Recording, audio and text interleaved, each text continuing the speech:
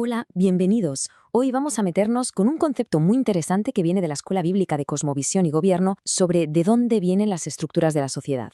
Básicamente vamos a desgranar tres modelos fundamentales que, según ellos, marcan el destino de cualquier nación. Tres caminos que llevan a tres destinos muy diferentes. Muy bien, vamos al lío. Todo arranca con una pregunta que es en realidad el meollo de la cuestión. ¿Quién o qué tiene el poder final para decidir qué está bien y qué está mal en una sociedad? Porque la respuesta a esto lo cambia todo. Y para poder entender bien estos tres modelos, hay una palabra clave que tenemos que tener clarísima: soberanía. Según esta visión, la soberanía es, digamos, la autoridad final, quien manda de verdad, quien pone las reglas del juego y dice cómo se debe vivir. Y aquí es donde la cosa se pone buena, porque según este enfoque, cualquier gobierno, sea del tipo que sea, se construye sobre la respuesta a esa pregunta: ¿quién es el soberano? Vamos a ver los tres modelos que proponen. Empezamos con el primer modelo. Y ojo, porque es quizá el más extremo de todos. Aquí la soberanía, ese poder último, reside en cada individuo. Cada persona es su propio jefe, su propia ley. A este modelo lo llaman anarquía, y la idea es sencilla: cada uno decide por sí mismo qué es bueno y qué es malo. Lo que se busca es una libertad total, sin límites, sin ley que te diga nada. Pero claro, la fuente advierte que este camino, que se basa solo en la razón humana, sin un referente externo, acaba siempre en lo mismo: caos, violencia y al final, destrucción. Y para que nos hagamos una idea de a qué se refieren con ese final, el material utiliza esta cita del Génesis. La presentan como la foto final de una sociedad donde cada uno va a lo suyo. Un mundo corrupto y lleno de violencia.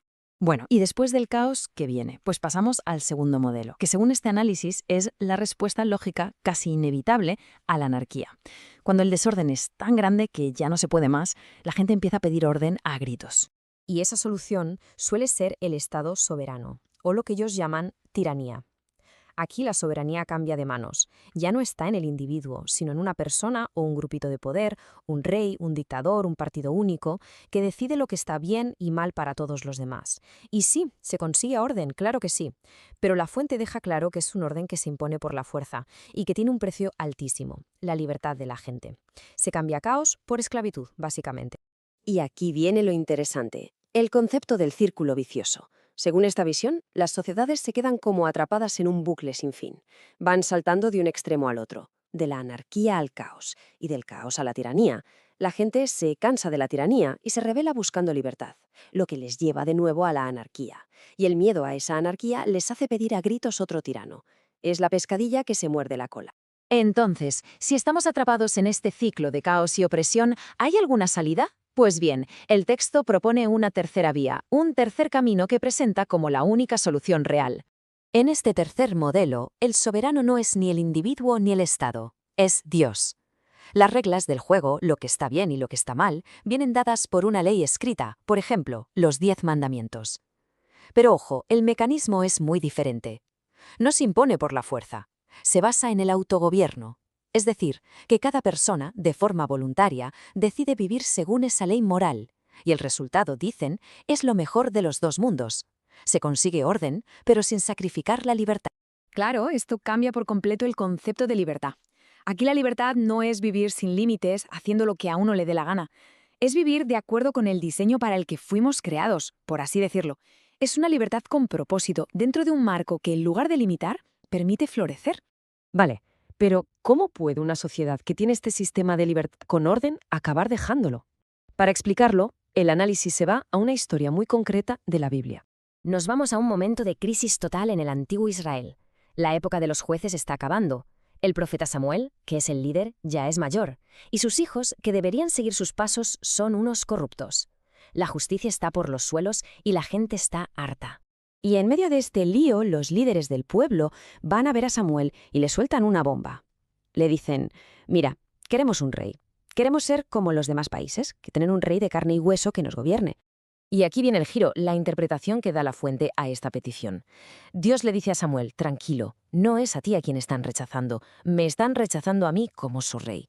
O sea, lo que están haciendo en el fondo es cambiar de soberano. Están diciendo: no queremos que Dios sea nuestra autoridad suprema, preferimos que lo sea un hombre.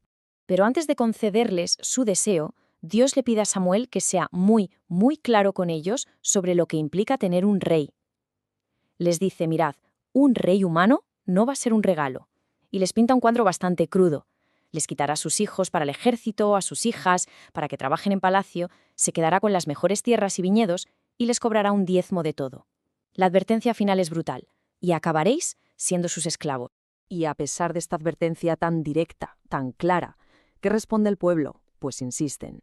Dicen, no, queremos un rey. Así seremos como todos los demás y tendremos a alguien que nos dirija y que pelee nuestras batallas. Básicamente, eligen la seguridad que ven, la seguridad de un líder visible, aunque eso signifique aceptar la esclavitud. Eligen las cadenas, a sabiendas. Y es justo aquí donde el análisis pega un salto y nos trae hasta hoy. Porque lo que argumenta es que esta historia de hace miles de años no es solo historia antigua, es un patrón que se repite una y otra vez en la sociedad moderna. Fijaos en esta comparación, porque es el núcleo del argumento. Lo que hace la fuente es poner en una columna lo que pedía el rey en la Biblia y en la otra las funciones de un Estado moderno. Donde el rey decía tomará a vuestros hijos, hoy se llama defensa nacional. Donde decía tomará un diezmo, hoy tenemos los impuestos que pagan la sanidad, la educación. La conclusión a la que llegan es la misma. La gente cede control al Estado a cambio de seguridad y servicios. Así que el argumento de fondo es este. Desde esta perspectiva, el socialismo o el estado del bienestar son, en esencia, la misma elección que hizo el pueblo de Israel. La idea es que cuando la gente pide al Estado que se ocupe de todo, su salud, su educación, su jubilación, está haciendo un trueque. Cambia libertad por seguridad. Y para darle más fuerza a esta idea de que el Estado no es un buen gestor, el texto presenta un dato bastante llamativo, citando algunos estudios. Según estos datos, incluso en países que no son corruptos, de cada 100 euros recaudados en impuestos, 80 se van en mantener la propia maquinaria del Estado, la burocracia, y solo 20 llegan de verdad al servicio final, como puede ser la sanidad o la educación. La conclusión a la que llega este análisis es, la verdad, muy potente. Plantea que el Estado, al ir asumiendo cada vez más y más responsabilidades que no le tocarían, acaba convirtiéndose en una especie de Dios en la tierra. La gente deja de ser responsable de sí misma o de buscar un propósito más allá y empieza a esperar que sea el Estado quien le solucione la vida. Se crea una dependencia total. Y con todo esto sobre la mesa, el análisis nos deja con una pregunta final, una pregunta para que cada cual reflexione. Nos invita a pararnos a pensar, ¿de dónde vienen realmente nuestras ideas sobre cómo debe funcionar el mundo? ¿En qué se basan nuestras opiniones sobre el gobierno, la libertad, la sociedad? Y sobre todo, ¿a cuál de estos tres modelos nos estamos acercando?